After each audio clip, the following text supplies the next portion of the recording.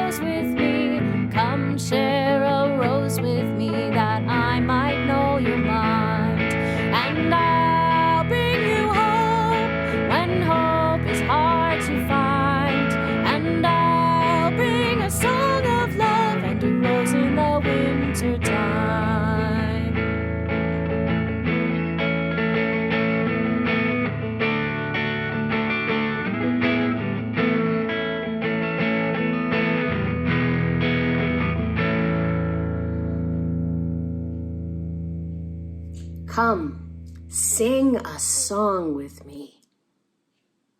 The Reverend Michael Tino once said that through this song, we confront the complex reality that something can be both insipid and profound simultaneously. Many cherish this song, and many loathe this song. Carolyn McDade, who wrote this song, wrote it as a sweet song, and it changed. It changed when she brought it into a women's prison in Framingham, Massachusetts in the 1980s. She thought to teach this to the women incarcerated there because it was a simple song to learn. But the way those women sang the lines, "I'll bring you hope when hope is hard to find. Come, dream a dream with me." The context of the women's prison changed the song, and it changed Carolyn McDade. There is an invitation here to let the context in which we sing open our minds and widen our hearts. There's an invitation here to sing as if words sung have the power to change us, to change our neighbor, to change the world. The Catholic Saint Augustine is often quoted as saying, "They who sing praise twice." So as we hear this song played differently throughout this worship service and throughout this series, may we remember the power of music to open our minds, to widen our hearts, to change us, and to change the world. As we bring to life this chalice, this symbol of Unitarian Universalism, we offer a flicker of light and a hint of warmth to invite you in and gather by. Welcome, neighbor, one who by definition dwells near and or grows and flourishes alongside. First, I want to acknowledge our physical neighbors, and first and foremost, those who were here, who are here still, from whom the land was stolen. Here in southeast Arizona, that would be the Otham, the Apata, the Pasquayaki, and the Chiricahua Apache. Take a moment to acknowledge your indigenous neighbors. I also want to honor those who live right across the street or down the hall, who might show up if we lost our key, who might bring us comfort and food in a time of change, sorrow, and joy. And I invite you to reach out, as human beings have for centuries, across time and space, through songs and poems, letters and books, on the stage, in sanctuaries, through the big screen and small. I invite you, from wherever you are and whenever you are, from your spot into ours. May you be seen here. May you be heard here. May you be understood here. May we all see more clearly, perceive more deeply, understand much wider visions of this world, because you are here, because we all gather here to listen. Welcome, neighbor, and come nigh. Once upon a time, there were two rivers flowing side by side. These two rivers liked to argue about who was the best. "The water in my river is better than the water in your river," said one of them. No, The water in my river is much better than the water in your river, said the other. The two rivers would flow along all day, arguing about which river was the best. Both were quite sure they were the greatest. Doesn't my water make a joyful noise as it runs over the smooth, polished pebbles on my bottom? And look at the way the sun reflects off the ripples and eddies that form around the granite boulders at my edge. These things are so beautiful. Surely I am the best river, said the first. The other river replied, but look at the fish that swim in my clear, cool water. And have you heard the frogs singing at night? They live in the roots and the leaves that line my banks.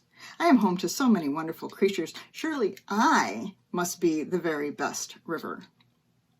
The two continued to argue until one day they rounded a bend, slid down a small fall, and suddenly saw that they were flowing towards something much, much larger than themselves. Up ahead were big crashing waves and water everywhere as far as they could see. They continued to rush faster and faster until the water from both rivers churned together into the vast, enormous ocean. The rivers looked behind them and realized how foolish they had been for arguing about who was the best. There's no highest and no lowest, no greatest or least. All things are one, and all are joined together like rivers in the sea. Building bridges between our divisions, I reach out to you, will you reach out to me? With all of our voices and all of our visions, friends, we could make such sweet harmony. Building bridges between our divisions, I reach out to you, will you reach out to me? With all of our voices and all of our visions, friends, we could make such sweet harmony. Building bridges between our divisions, I reach out to you, will you reach out to me? With all of our voices and all our divisions, I reach out to you, will you reach out to me? I reach out to you, will you reach out to me? With all of our voices and all our visions, with friends we could make such sweet harmony. Friends, we could make such sweet harmony. It has really been quite a year, and there is so much coming at us so fast that I wanted to take some time to offer some grounding, centering, and embodiment practices over the next couple weeks as we are caught up in this swirl of news moving faster and faster. And I use embodiment and grounding practices for myself regularly so that I can stay present with what's happening and stay in connection with people. The images that I was drawn to for this morning's exercise is about rain. Rain in the desert and rain wherever it is that you're joining us for worship. So if you'd like to join me for the next few minutes in following along with those images, or if you'd like to take this time to just take some deep breaths and notice how your body is feeling in this moment. Either way, we're going to start with a few breaths.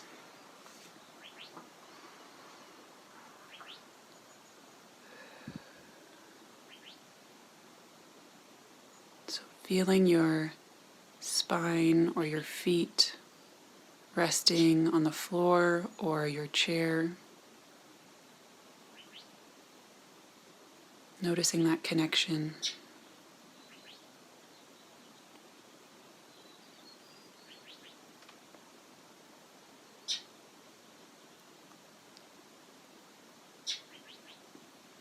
Can you remember how it smells when rain falls in the desert?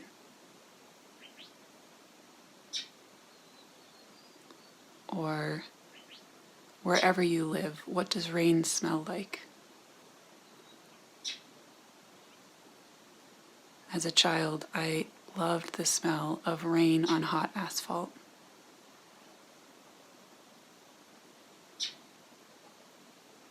What does it smell like when it rains?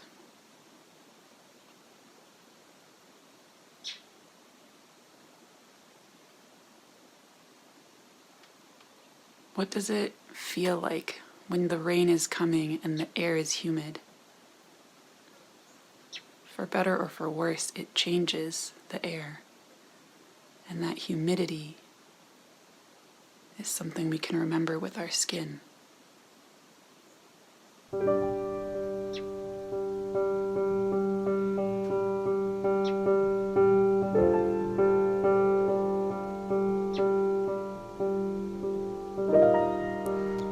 And imagining the droplets of rain falling onto the earth and soaking in. Feeling some of that settling energy in your body and receiving the nourishment and renewing and clearing energy of rain.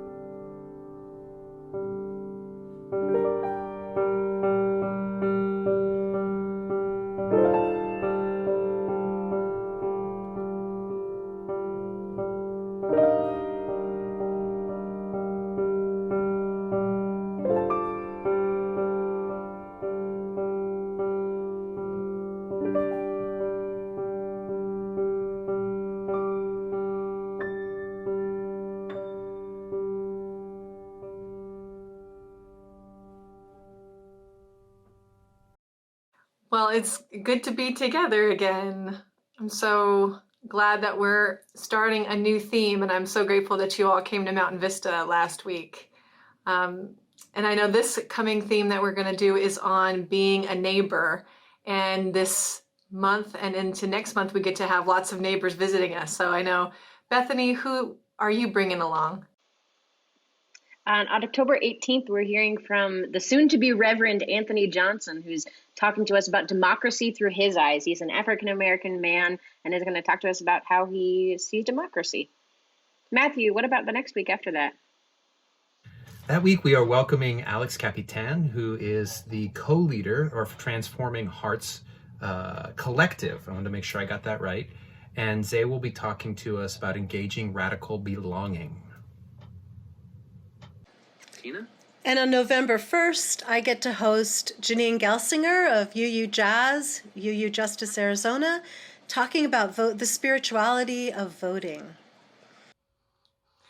Yay. So we have people coming into our neighborhood. And I know that we were excited about this theme because we're playing with that word neighbor and we're kind of pulling it apart.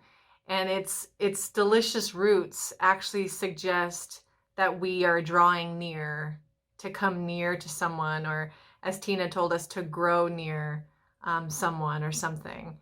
So what are each of us growing towards? Where are each of us drawing near to? I'm curious. What about you, Matthew? Thank you for starting with me, but it's challenging right now.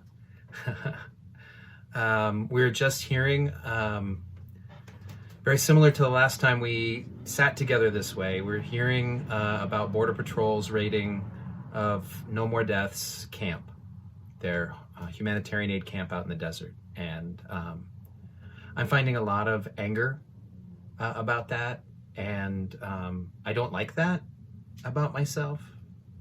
I'm really challenged by it, and what it's doing, and why I feel like it's a place, and Border Patrol is who I'm drawing near, is because it's challenging me to understand belonging. And I'm playing with the word a bit, but to be, and Thich Nhat Hanh teaches that is to interbe. We are interwoven with others in order to just exist. And that it also comes with a longing, a yearning to deepen those relationships. I think that's what our faith is about. It's becoming more and more of that in these last number of months, for me at least. And that's very challenging then, to look at the callousness that Border Patrol is expressing. They're tweeting out what they are doing and not treating it as if they are wounding people.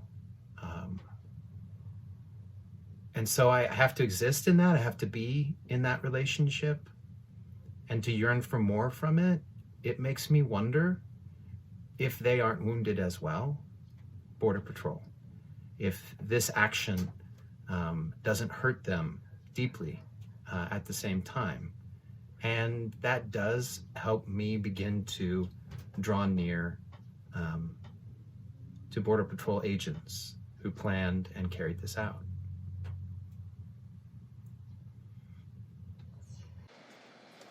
That has to be hard, Matthew, that drawing near those who are different, those who might even deny your own humanity or the humanity of others you care about.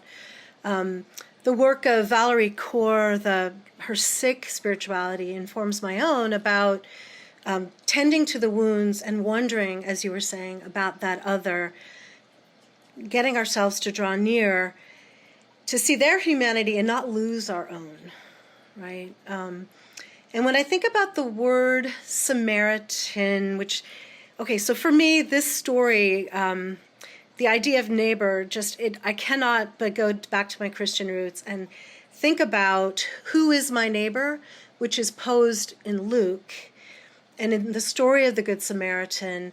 And we think of that name as it's a positive title, oh, you're such a good Samaritan. But in actual fact, in Jesus' time, a Samaritan was a believer of a slightly twisted version of your own faith, someone you weren't close to, someone you wouldn't have reached out to or trusted, perhaps like Border Patrol. And in this time for me, I've been struggling, like you, to reach out towards those who are difficult neighbors, difficult to get close to. And that story itself, I realized, so the story of the Good Samaritan, many of you know it. A person has been set upon by thieves. He's lying by the side of the road, and many people pass. Jesus tells the story because a scholar asks, who's my neighbor? And expects an easy answer. Somebody who's Hebrew, someone who believes like you, someone who studies with you. And Jesus tells the story about everyone passing the hurt man on the road to Jericho. Even religious professionals who don't have time to stop because it would have made them unclean. Maybe this was a dead body, who knows? And the one person who stops is that Border Patrol agent, the one you would not expect, the one you would not like, who stops, takes him to an inn, pays for his care, takes care of him. So it's a challenging story. It pushes us. And I realize that story has changed me. One day I was driving to Tombstone, where I used to work at a church, and I saw a member of my congregation, and sort of a difficult member, broken down by the side of the road. And I had someone meeting me at the church. There was no way that person was going to answer a phone call at church. She didn't have a cell phone. I finally figured out there was a neighbor across the street I could get to go and tell her, because I had to stop and help him because of that story. So what are the stories of being changed by drawing near, by neighboring, that is difficult? What are those stories that have changed you? And what has changed you? Who are you drawing near to now, Bethany? Tina, that question of, who am I drawing near to and who are you being changed by is resonating with me recently. I'll start the story by sharing an anecdote from my time when I worked in Concord, Massachusetts, which is a suburb of Boston. It's very, very racially homogenous, 95% white. I wouldn't be surprised if it was more, higher percent. And there was a couple in town, a gay couple who were raising Black and brown children. And we were having some type of forum and learning about their experience of race in that town, raising children in this very white town. And someone asked, how is it raising your children in this town? And they say, we spend as little of our free time as we can here. We take our children into places where people of color are in power, where they're giving lectures, where they're the leads in dances, where they're in performances. We take our children and bring them to places where people whose skin looks similar to theirs are leading, to show our children that they too are leaders. And that story has stuck with me. And as I'm thinking about it as we're inviting these neighbors the next few weeks, because I've made a commitment the last 6, 7, 8 months to only listen to, which is the way I usually take in books, only listen to books by authors of color. And it's been a change I've noticed is that I'm sometimes surprised that they're not centering my experience, that they're not speaking directly to my experience as a white lady, a white woman. There was one particular experience where the author was describing her interactions with the medical system, of not being believed, of being told that different things were happening to her body than were actually happening. And I didn't resonate with that experience. I said, this is not true. This is not my experience, until I realized that actually she was speaking not necessarily to my white woman experience, I have a piece of it, but not entirety of my white woman experience, but the experience of women of color in our medical system. So I feel like I'm at a very beginner stage of centering voices of people of color where I can in my life, so that I can learn how my expectations of my own identity being centered harms me and harms our world. Wow. Well, I mean, I think one thing that I feel connected to with your story, Bethany, is that it's intentional, like the work is intentional. So I've been thinking about our principles at a time when I think so many of us are like, well, where do I ground myself right now? Like, how do I respond to what's going on around me? And I've found myself really drawn to one of our principles about the free and responsible search for truth and meaning. Because we're about to do this neighbor theme. We are on the search for truth, which at this point in time, the search for truth has a certain significance and weight in our culture right now. And so here we are choosing very particular neighbors to listen to in the next couple months. And we're doing that really intentionally. And we're doing that I think in the vein of the free and responsible search. When I look at that phrase, I think what we might get stuck on is that free and responsible means somehow that I have to weigh every single thing equally. Like I have to go hear every single perspective, give every perspective equal time, let the information wash over me. If I'm not taking in information, then somehow I'm not being a responsible citizen. And I can see how so many of us are just getting glazed over by that idea. And I think what I want to suggest, and I've been thinking about a feminist philosopher, Kelly Oliver, that I love. She takes that word responsible and she breaks it up into 2 words. So she says response and able. That responsibility is about becoming able to respond to something. So when I think about the neighborhood we're moving into, it's not about hearing every single phrase that gets screamed out in the din. What we're actually trying to do is we're trying to invite in neighbors and draw near to stories that are actually going to equip us as Unitarian Universalists to respond. So we're not just getting information for information's sake so that we're well-informed people. We're actually saying we're going to value and select and choose and draw near the stories, the people, the truths that help us build something. And it's not just the neighborhood as it exists. We're actually trying to build a better neighborhood. And that requires us to draw near and to listen and to do things differently so that we become response-able people. So I'm excited that we're drawing near together. I'm excited that we're not gonna give the microphone to more harm.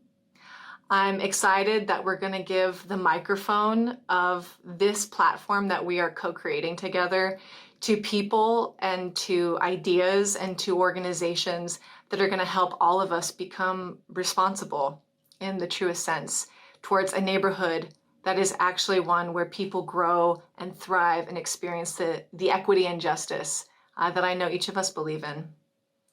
So onward to that neighborhood, huh? Amen. Amen.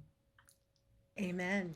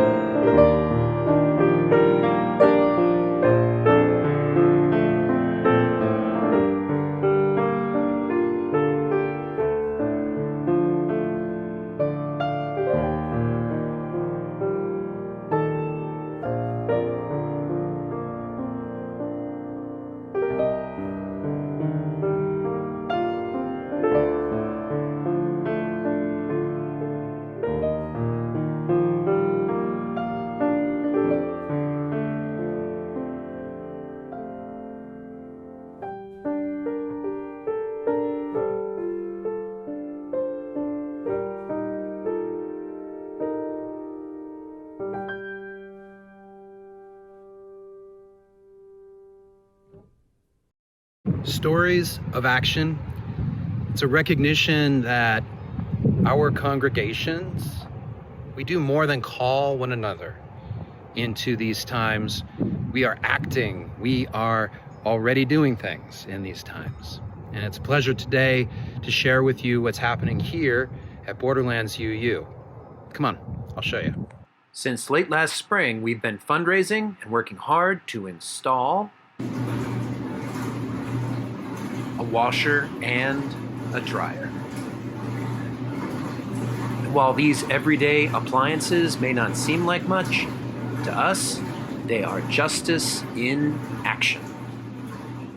And our first success with the Accompaniment Project. The Accompaniment Project is a new program for our congregation.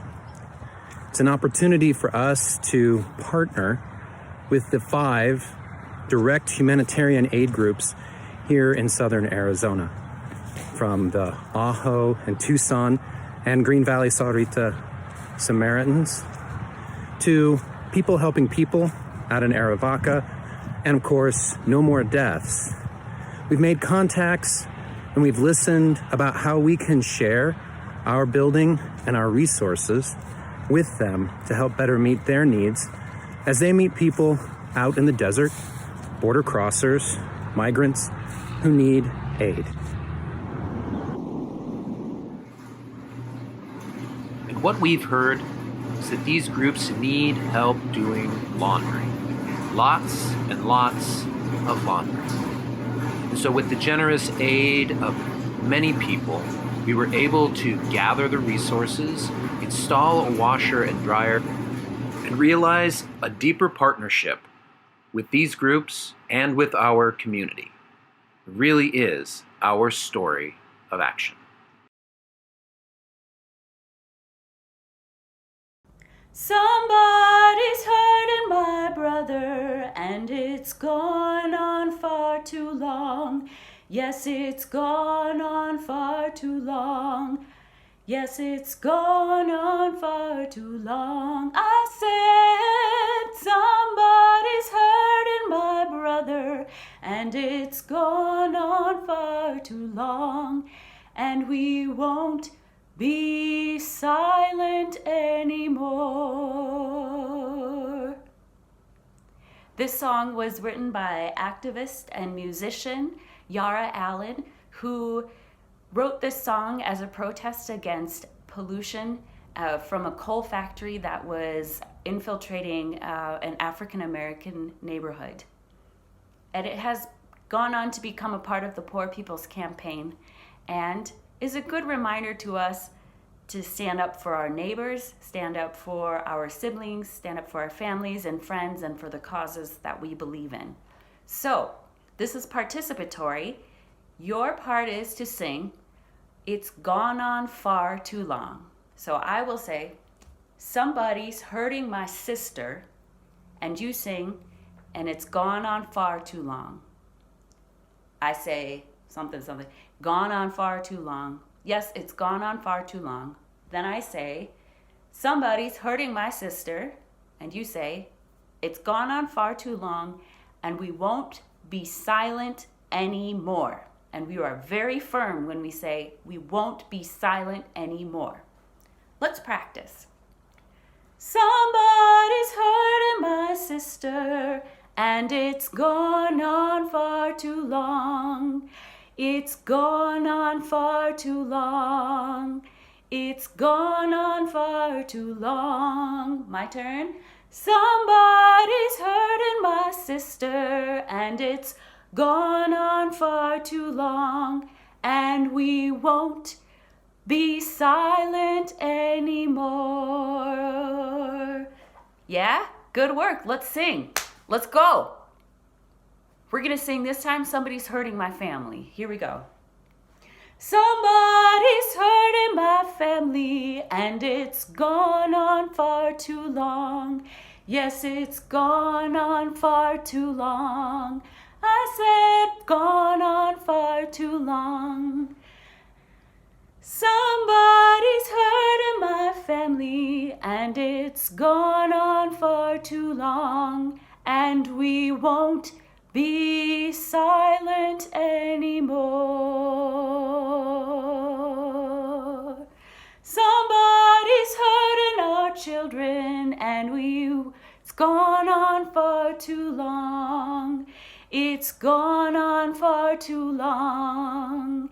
It's gone on far too long. Somebody's hurting our children, and it's gone on far too long, and we won't be silent anymore. Somebody's poisoning the water, and it's gone on far too long. Yes, it's gone on far too long. It's gone on far too long. Somebody's poisoning the water, and it's gone on far too long, and we won't be silent anymore. Somebody's hurting my family, and it's gone on far too long. It's gone on far too long. It's gone on far too long. Somebody's hurting our family, and it's gone on far too long, and we won't be silent anymore. And we won't be silent anymore. And we won't be silent anymore. Go vote. Go do good things in your community. You ready to close our service? Okay. Come sing a song with me. Come sing a song with me. Come sing a song with me, 'cause I love your mind. Should we blow it out?